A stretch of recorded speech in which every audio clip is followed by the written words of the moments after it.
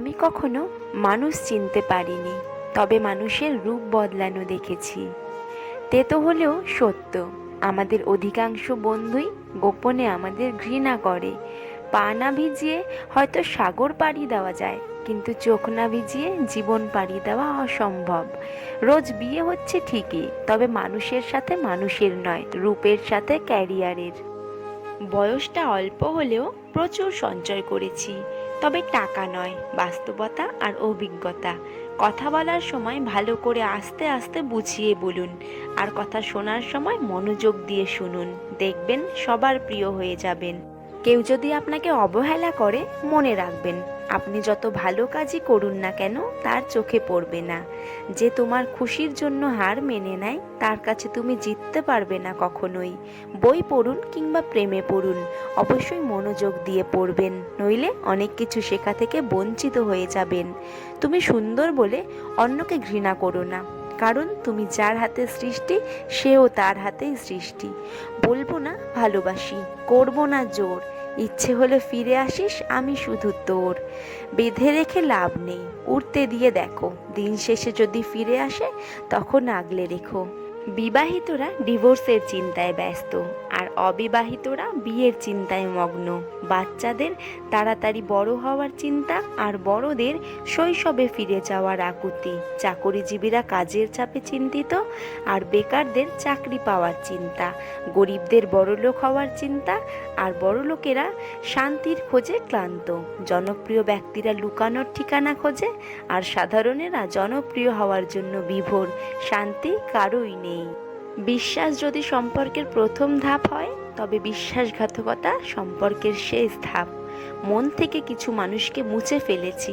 দেখা হবে, কথা হবে, চলাফেরাও হবে, কিন্তু কখনো মনে জায়গা হবে না।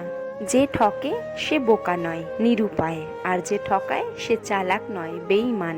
কেউ ব্যস্ত নয়, যার যতটুকু প্রয়োজন ঠিক ততটুকুই গুরুত্ব দেয় তোমাকে। যে মানুষটা সবসময় সবাইকে ভালো থাকার পরামর্শ দেয়, সেই মানুষটাই কখনো কখনো নিজেকে ভালো রাখার পথ খুঁজে পায় না। চোখ দুটো মস্ত বড় বেঈমান, এরা নিজের হয়েও অন্যের জন্য কাঁদে। কোনো কিছুর শুরু দেখে খুশি হয়েও না, শেষটার জন্য অপেক্ষা করো, হয়তো শেষটা তোমাকে কাঁদিয়ে ছাড়বে। চোখের ভাষার মতো এত কঠিন ভাষা জগতে আর একটাও হয় না, আর যে এটা বুঝতে পারে সে হয় কবি, নয়তো প্রেমিক। যারা ভাবে পুত্র ছাড়া বংশের বাতি জ্বলবে না, মনে রেখো কন্যা ছাড়া সমাজটাও চলবে না। পুরুষকে সবথেকে বেশি মানসিক অশান্তি দেয় তার শখের নারী। বৈচিত্র্যময় দুনিয়ায় সমস্যাগুলো এক একজনের এক এক রকম। কারো সাথে কারো সমস্যার মিল নেই, কিন্তু সমস্যা প্রত্যেকের জীবনেই আছে। শত্রু বানানোর জন্য ঝগড়া করতে হয় না, তুমি ভালো কাজ করো, এমনিই তোমার শত্রু হয়ে যাবে। যাকেই অতিরিক্ত ভালোবাসতে চাইবেন, সেই আপনাকে অতিরিক্ত অবহেলা করবে। পরিচয় অনেকের সাথেই হয়, কিন্তু মনের মিল সবার সাথে হয় না।